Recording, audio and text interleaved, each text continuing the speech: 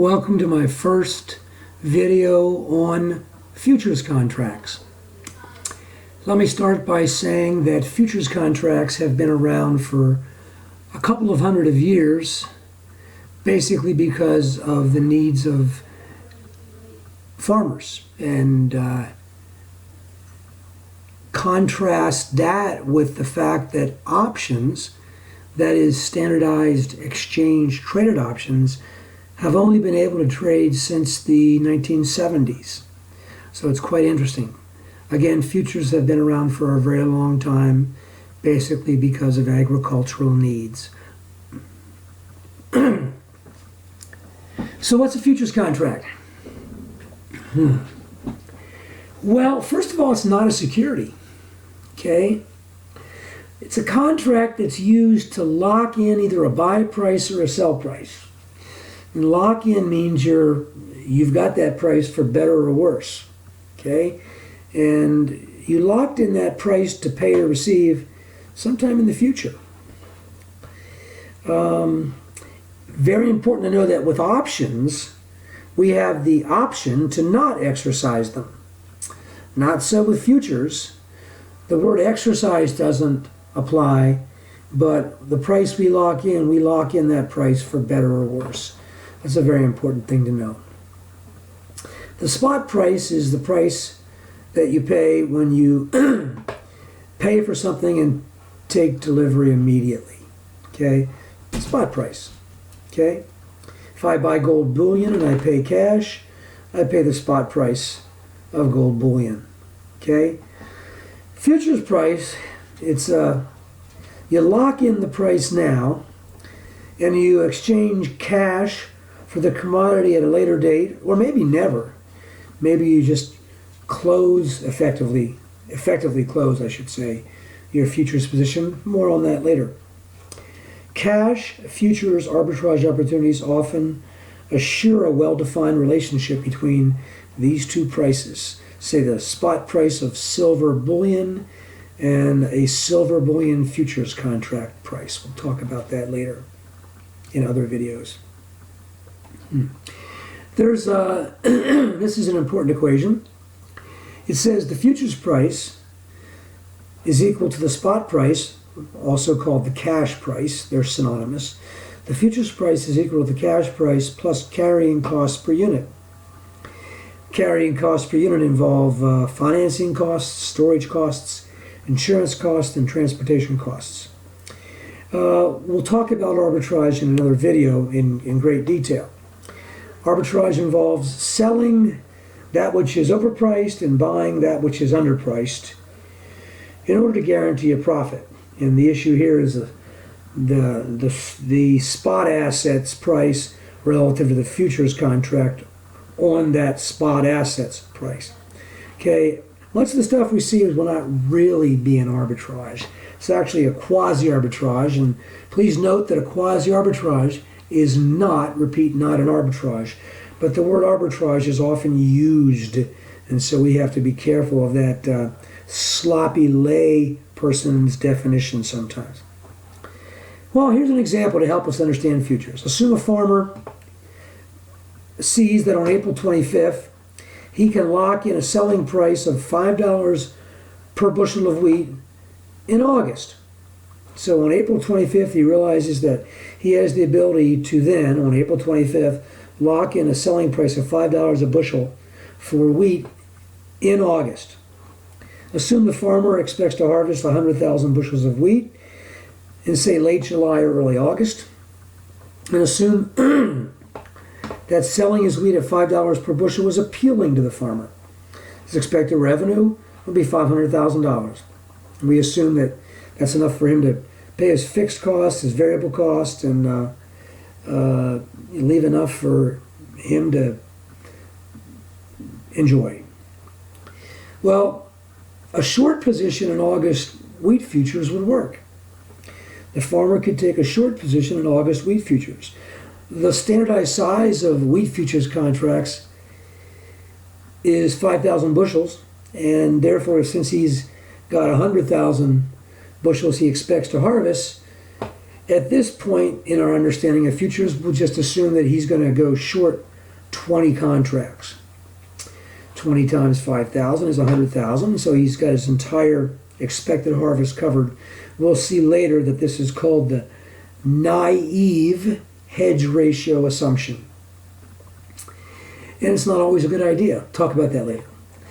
Okay, since the farmer has taken a short position in futures contracts, he has obligated himself to make delivery, to actually deliver 100,000 bushels of wheat at some time in the futures. Now, futures contracts are used by hedgers, like the farmer. A hedger is someone that either produces or uses a commodity, generally that underlies the futures contract, in their normal operations of their business. Futures contracts are used to reduce or control price risk. The farmer is locking in his selling price in August right now, on April 25th, at $5 per bushel. $5 per bushel for 100,000 bushels of wheat, because he went short 20 contracts. Now he's locked in this $5 price, even if the spot price of wheat come early August or late July or whatever is $2 a bushel or $10 a bushel or $1,000 per bushel for that matter. Okay. Now we've got some interesting things to think through. What if our farmer does not harvest 100,000 bushels? Okay. What if he doesn't have that that quantity of wheat at harvest? Well, this brings up the issue of quantity risk. Okay. And the first thing I want to say is that futures contracts do not protect farmers against quantity risk, or hedgers in general against quantity risk. A farmer would buy crop insurance, for example, or would choose to hedge using something other than the naive hedge ratio assumption. In other words, he wouldn't hedge his entire expected output. He would hedge maybe 60,000 bushels. We'll talk about that later. Now, so the quantity risk exists. The farmer might not harvest the number of bushels of wheat that he'd expected. And there could be flooding or drought and many other risks associated with farming. Okay? Well, let's think a little deeper.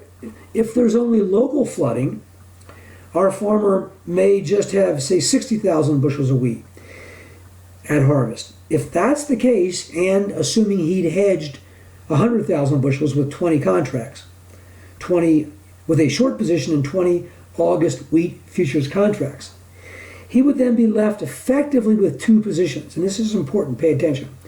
He's got a hedged spot asset position. The spot asset is the cash asset, is the physical asset, is the underlying asset. In this case, it's the wheat. So the spot asset, the cash asset, the physical asset, the underlying asset, sometimes just called the cash or the physical. These are all synonymous, and in this case, they refer to the wheat. So in this case, if he just gets 60,000 bushels, he has a hedged spot asset position of 60,000 bushels, and because he has 40,000 bushels worth of short futures contract, he has 40,000 bushels would be 8 contracts. He also has not just a hedged spot asset position, but he also has a speculative futures position. 40,000 bushel equivalent, 8 futures contracts. And this was not intentional.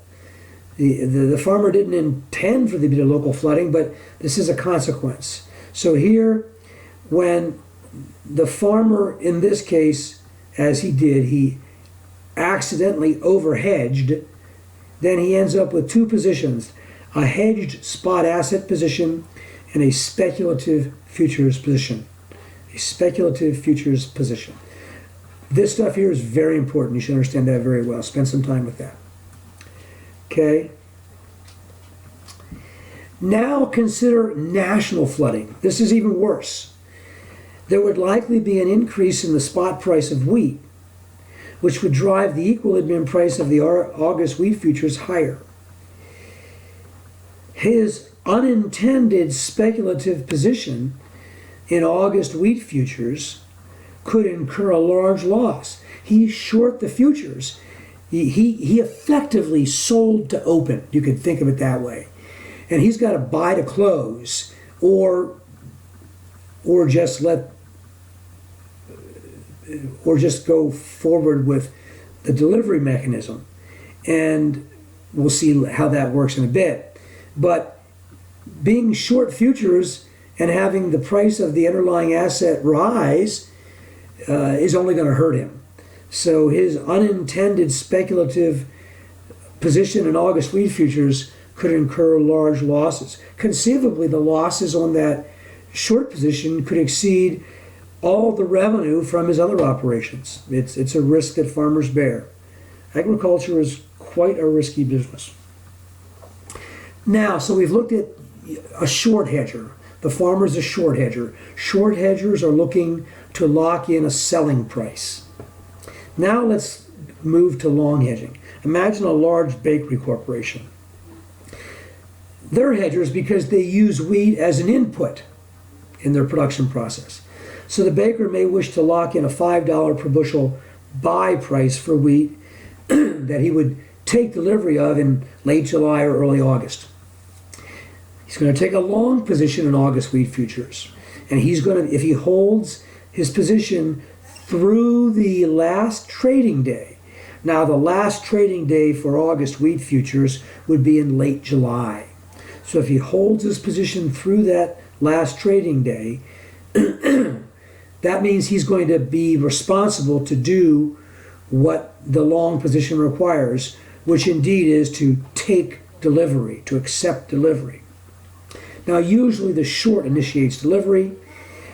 I should mention that most contracts are not held to delivery. Rather, offsetting trades are made. More on that later. For example, a short hedger may choose to close, in quotes, their short position by going long an equivalent number of futures contracts. Technically, the short hedger would be obligated to both make delivery and take delivery of the same number of bushels of wheat. And the netting would occur at the account level, so effectively the short hedger would not have to do anything.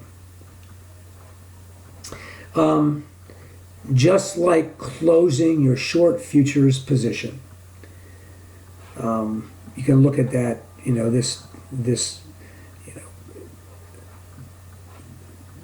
when the short hedger is doing this activity, it's just equivalent to closing your short futures position. But it's a little different in that you're self-obligated to both make and take delivery. Okay? Now, so again, the point here is that a baker might wish to take a long position in wheat futures. Again, standardized size for the futures contract is 5,000 bushels, and they have to decide. So sometimes hedging is a big deal for firms. Now, both long and short positions must post margin.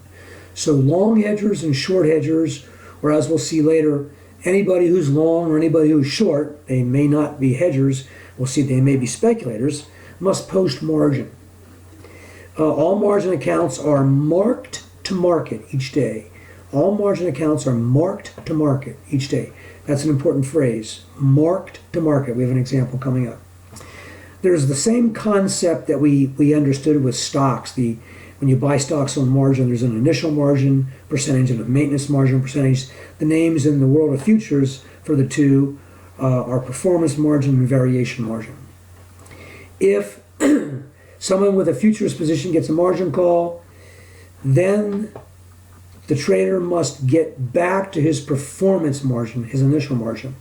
That's different than with stocks. With stocks, when you got a margin call, you only had to get your actual margin percentage back to the required maintenance margin of your broker. So this with futures is a little stricter.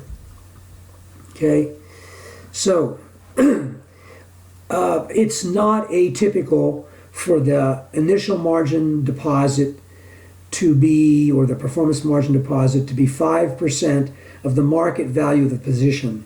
So here we've got 100,000 bushels at $5 each. We're assuming both the long and the short did the same thing, just for convenience. And 100,000 bushels at $5 each is 500,000 in value. 5% of that is 25,000. So on date one, if the settlement price, which is similar to a closing price, it's an average of the closing price and a price within a couple minutes of that. They do that so that markets can't be easily manipulated. And anyhow, the settlement price is $5 at date one, and the long and the short, we assume both post $25,000. They make a deposit in their margin account of $25,000. On the second trading day, we assume the settlement price is $4.90.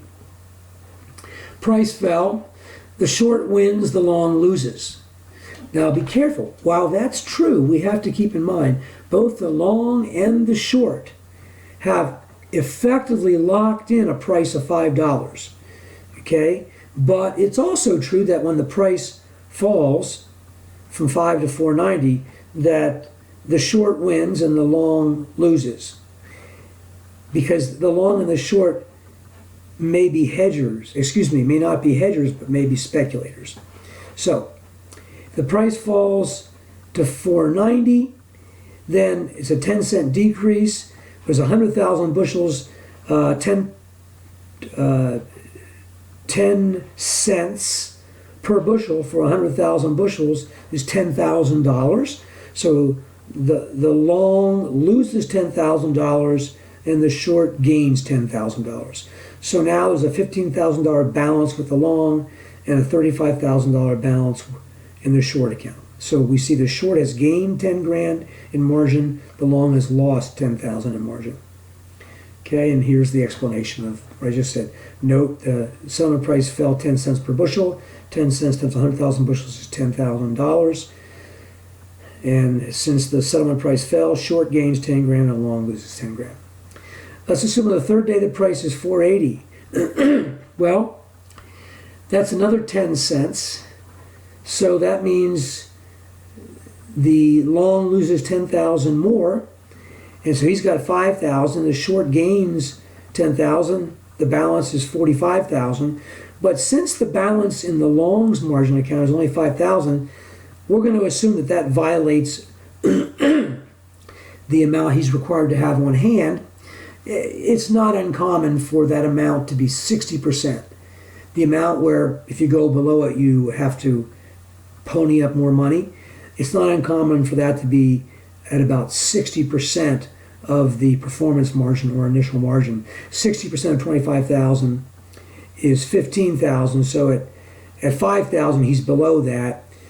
Before he was 15,000, he was fine. Now he's below that. So his balance is 5,000. So the short has to deposit 20,000 more into the account.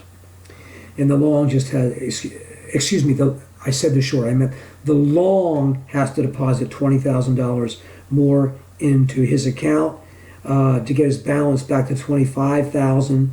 The balance in the short account is 45,000 now. Okay.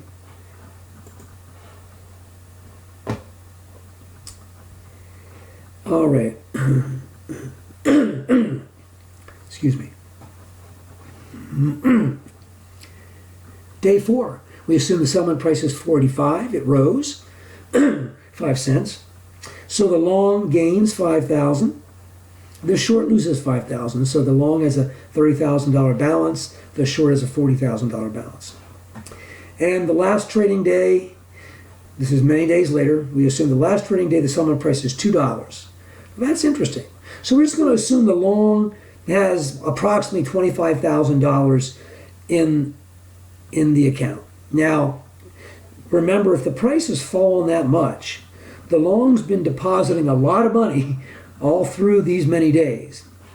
Let's assume the short never withdrew any money, and at this point the short will have $325,000 in their margin account. That would be the balance. Now here's something very important. Please pay attention. Note that if the settlement price is $2, if both the long and the short actually take and make delivery, respectively, then the farmer will, at delivery, receive $2 a bushel on 100,000 bushels, or $200,000. But we said he locked in $5 a bushel. Well, that's true. He did lock in the farmer did lock in a price of $5 a bushel. You might say, no, only $2. But remember, the farmer's the short, and he deposited $25,000 of his own money. Now he's got $325,000. That difference of $300,000 is what makes his effective $5 lock-in price come to be. So he has $300,000 there plus $200,000 here. He's received $500,000. Make sure you think about that. Okay. And again, but the farmer has $300,000 more in his margin account than when he began. He therefore has received a total of $500,000 for the 100,000 bushels of wheat he has delivered. This shows that the farmer has effectively locked in the $5 per bushel selling price. Okay. Also, the baker pays $200,000 when taking delivery, because that's the settlement price at that point in time. Okay. It's going to be equal to the spot price. We'll talk about that later. And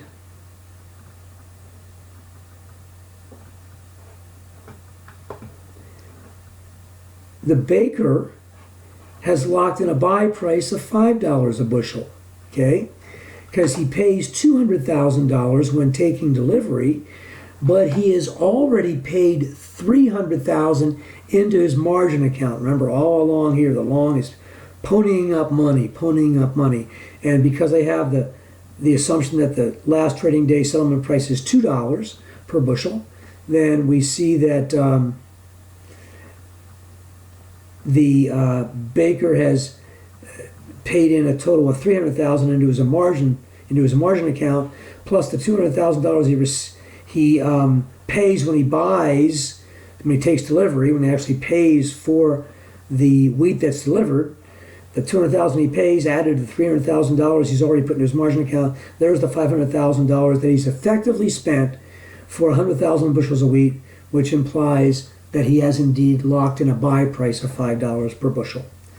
Therefore, the baker has locked in a buy price of $5 per bushel. Okay. Note again, settlement price is an average of the last trade price and a random price observation close to the last trade. And again, as I mentioned earlier, that helps avoid market manipulation by market participants. You have to worry about market manipulation when you have illiquid markets for contracts that at a certain time may be thinly traded. Okay, each trading day, longs and shorts gain or lose margin. That's kind of what's happening here. Each trading day, longs and shorts gain or lose margin. If the longs are gaining, the shorts are losing. If the longs are losing, the shorts are gaining. Now, continue with this introduction to futures. There are two types of participants in futures markets: hedgers and speculators. Okay? Hedgers use or produce the underlying asset of the futures contract, the asset that underlies the futures contract, in their normal business operations. Speculators are seeking trading profits. Okay?